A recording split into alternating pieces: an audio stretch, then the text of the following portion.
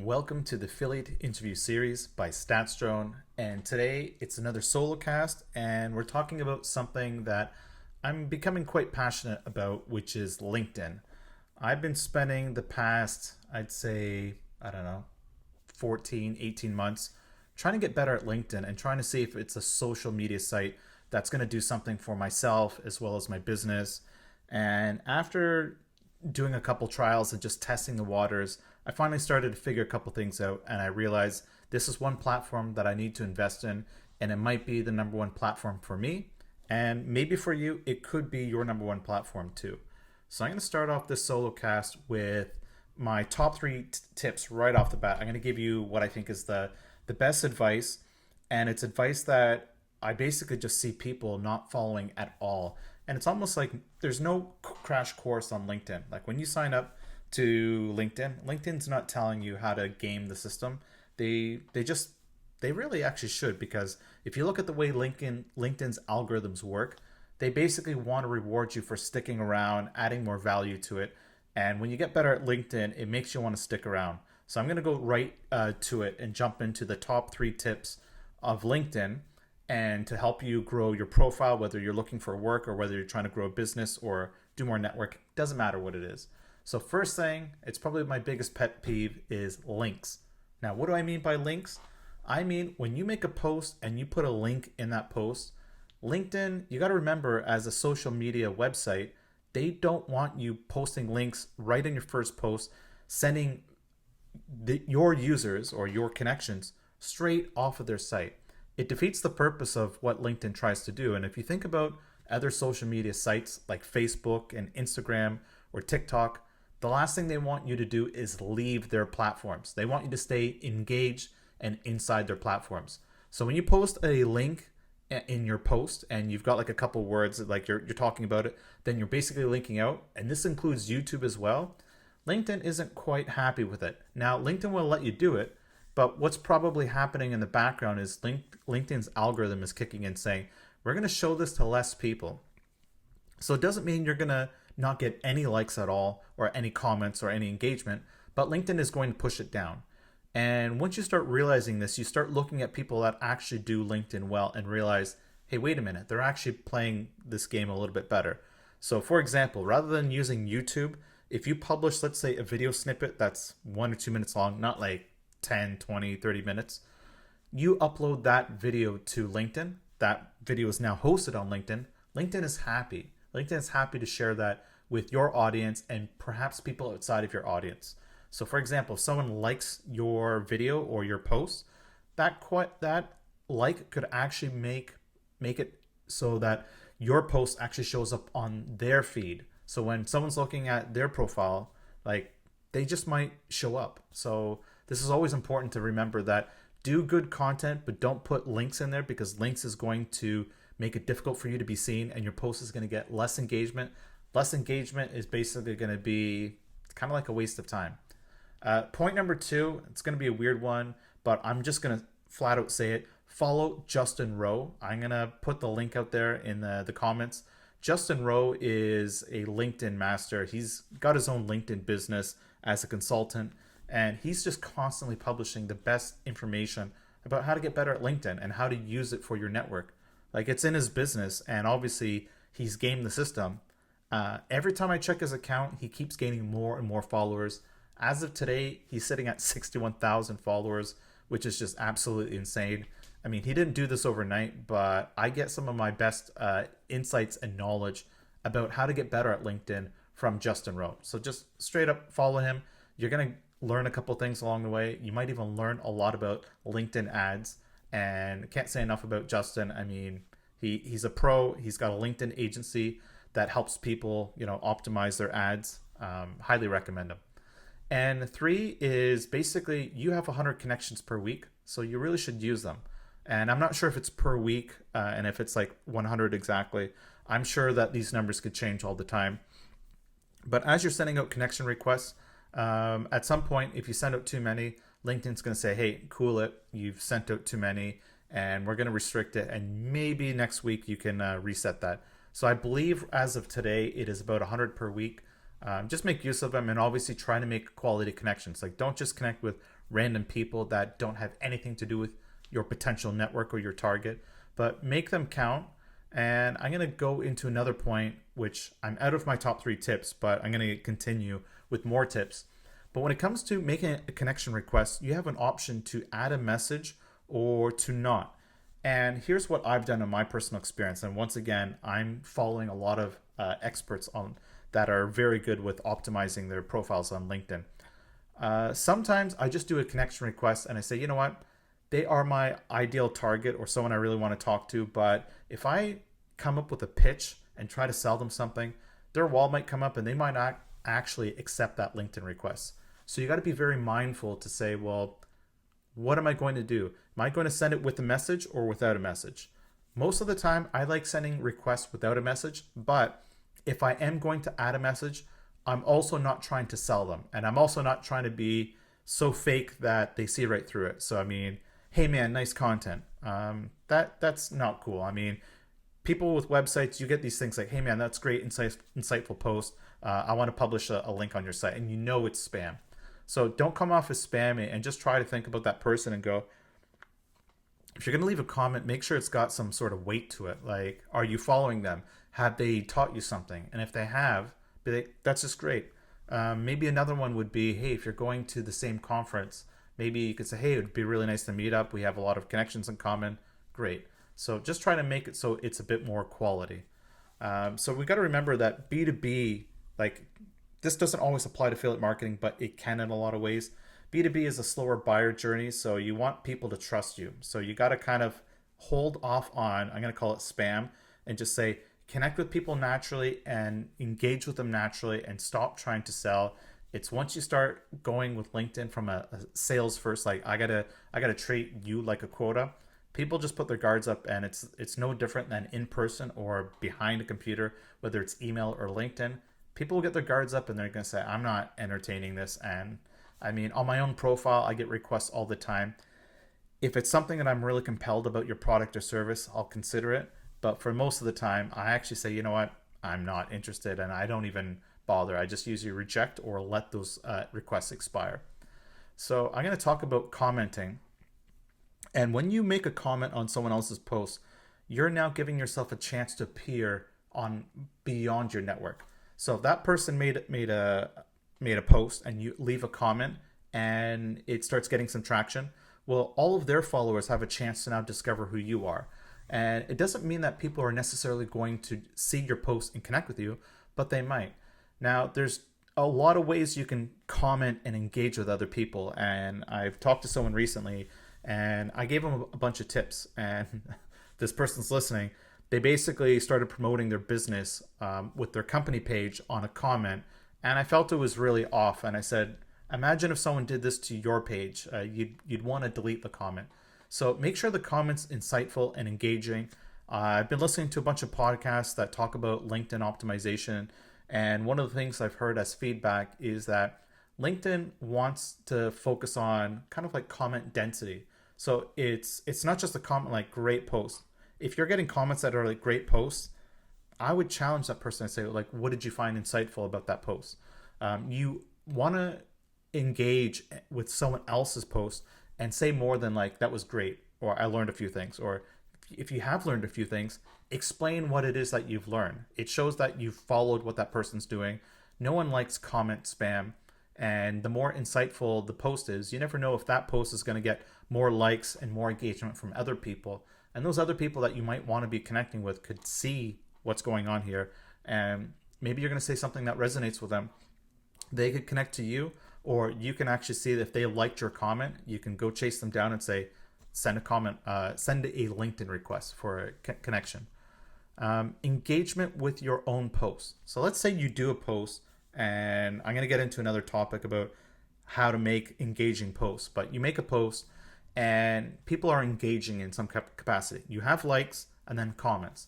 Now, every time someone leaves a comment, this is probably one thing I see people that don't do the best job of. They'll do a post, 2 or 3 people comment, and then it dies. Now, what LinkedIn likes to see is comment engagement and back and forth. So I've been doing this for over a year, where when someone comments, 99% of the time I'm leaving a reply. And sometimes it's like thanks, or I follow up to their comment and I don't just kind of say, hey, nice, nice comment, you know.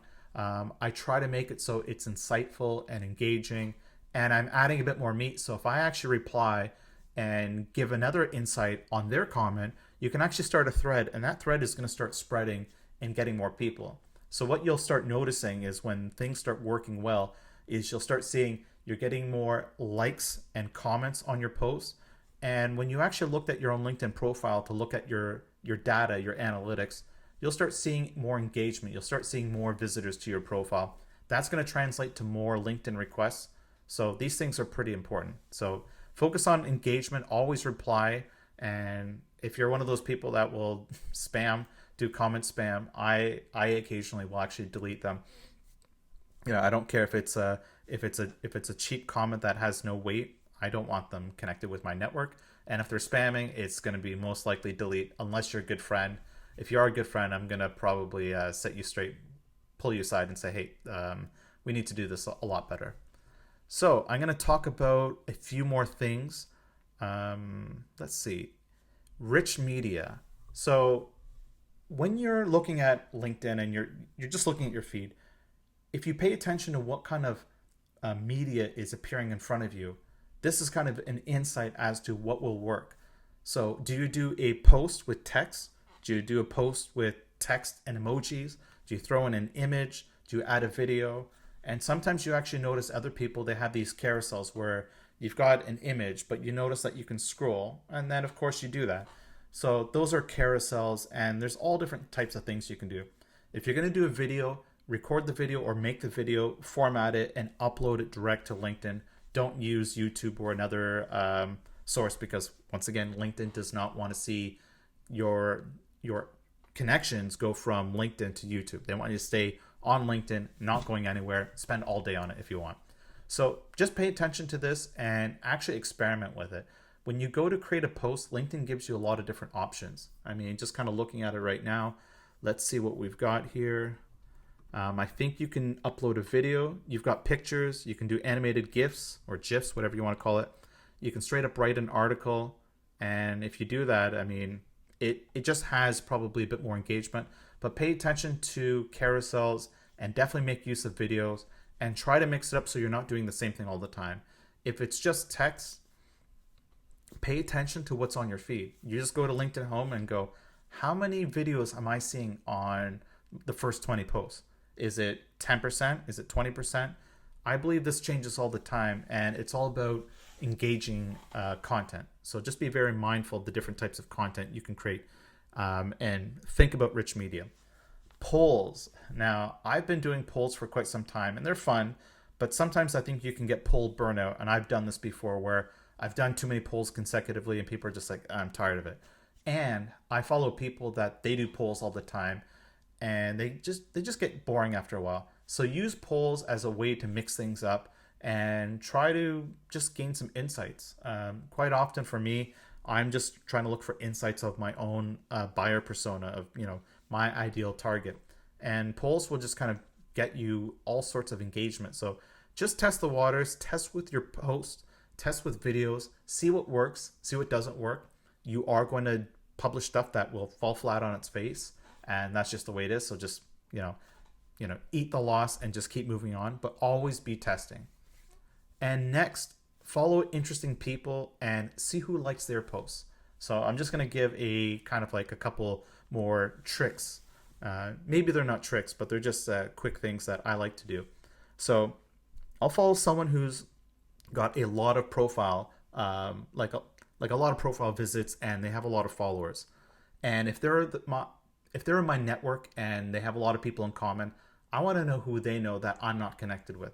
So what I do is I go to that popular profile and I look at their recent posts and I see who's liking them. I click to see who's liked them. I get that list, and I'm looking for people that I don't recognize that I think could be interesting. I'll just straight up open all those users in a tab, and I'll create like 10 at once, and I'll just go through them and I'll say, do I know them? And if it's a new connection opportunity, I'm interested if they are worth connecting with. So I'm not going to waste a connection and bump up my numbers if they have nothing to do with me, or I don't think we're going to do any business, or they're not going to be helpful for me. And even in return, I might not be helpful for them. So it's not always just like a one-way street. I always try to look out to see how I can help other people, because you never know when someone's going to be, hey, this John guy helped me out. I'm going to totally recommend him for, affiliate marketing and other things like that. So, and events as well. Sometimes conferences will actually publish, they'll have like a LinkedIn event, and you can actually say that you're attending. So what I find cool about this is, and people abuse this, so take it with a grain of salt, is I can see who's attending. And I've done this before where I'm going to a conference that I don't know a lot of people at that event. And it's great when LinkedIn actually has this, where that conference organizer has set it up such that I can actually go and see who's actually attending. And then I can make a connection request, or that's part of my message. I'll make the connection request with an extra note saying, hey, I see you're going to this event, and I looked at your profile and you have these things that I'm interested in. Would you be interested in meeting? And you just kind of leave it at that. That's a better way than saying, hey, let's meet for whatever, and I want to sell you something. The guard comes up right away. So just try to meet people and say, hey, I'm looking to connect. It's a great way to meet people, and I've met a lot of quality people at conferences by doing this. I wish more events would, organizers that have real face-to-face conferences would make use of LinkedIn to say, these are events, and people can click to say they're attending. Gives me a chance to see who I want to meet with.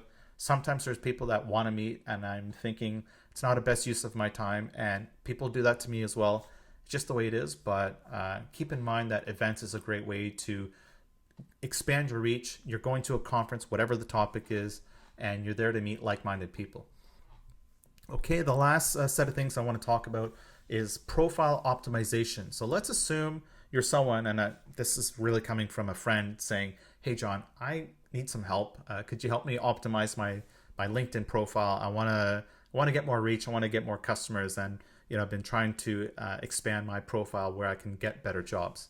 So I'm going to talk about the things you can do to optimize your profile.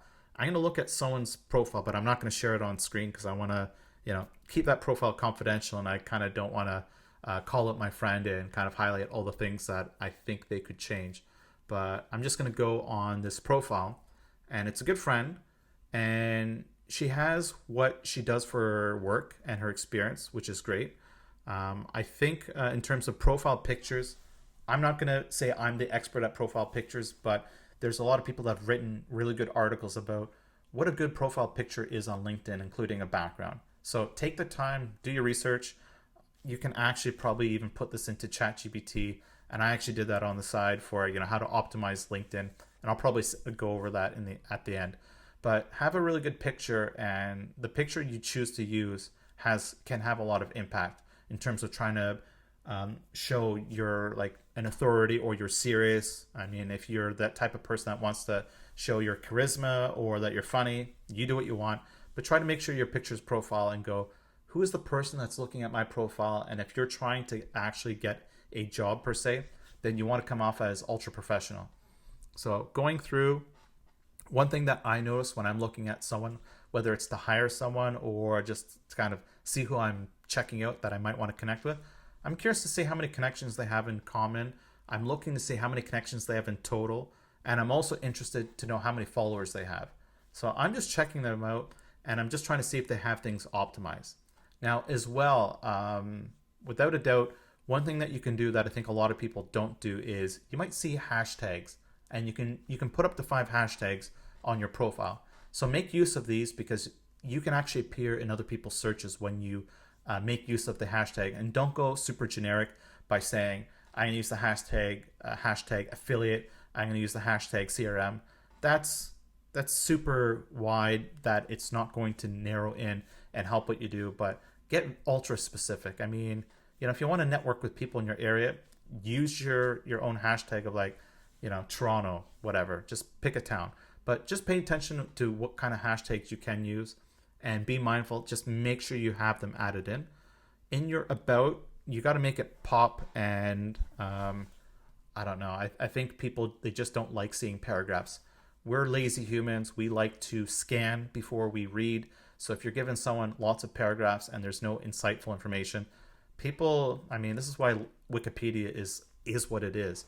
Wikipedia is full of bullet points, lists, numbered lists, bolds, and all those things. Now, you might not be able to do that on LinkedIn, but you can break down your about section to highlight a couple points. Keep it simple because people will scan it, but if you give them a paragraph, they're going to walk right by it. My friend has very few posts in the last 3 weeks, 4 months, and 5 months. Those are recent posts that are showing up. And there's just not a lot. In terms of likes, they've got 14 likes, 13 likes, and 2 likes. So this, again, is you want to build engagement. And I see another couple no-nos. She's done a couple posts where there are links inside the post. So LinkedIn is going to shoot that down from an engagement perspective. So that's something you want to basically see if you can hack. If you've got a post that's extremely insightful and that's getting you a lot of attention or is helpful, you can pin that post. So in my case, I've done a promotional video for my software, and it's a video and it's a LinkedIn video. And what's great is that ever since I posted, I pinned that post to my profile, it's getting constant viewers. Like, people are seeing it more and more. So new people that are coming into my profile, they get to see who I am and they see that pinned post, and I want all of them to see that pinned post before they see anything else. I don't care if they see it over and over again. It's I think it's a funny video. It's a great video. And once again, going back to metrics, I get to see how many minutes of that video is played, and it's quite a bit. LinkedIn is your resume, so fill out your experience, but try to break it down so you've got more things that it's just not plain or plain Jane.